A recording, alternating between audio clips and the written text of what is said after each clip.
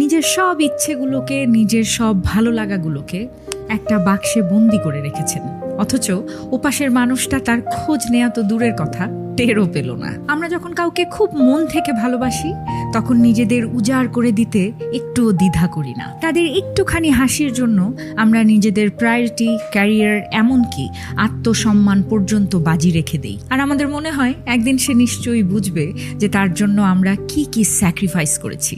কিন্তু নির্মম সত্যটা হলো যে জিনিসটা সহজে পাওয়া যায় মানুষ তার মূল্য দিতে পারে না, কখনো ভুলে যায় মানুষ। এমনকি যখন কারোর জন্য সব সময় নিজেকে অ্যাভেলেবল রাখবেন তখন সে আপনার এই ত্যাগটাকে ভালোবাসা নয়, বরং আপনার কর্তব্য ভেবে বসবে এবং ভাববে যে আপনি তো এটাই করবেন, আপনি তো তার লাইফে এগুলোই করতে এসেছেন। তারপর তারা আপনার ছোট ছোট খুঁতগুলোকে ঠিকই খুঁজে বের করবে, কিন্তু আপনার নীরব ত্যাগগুলো কোনো দিন দেখতে পাবে না।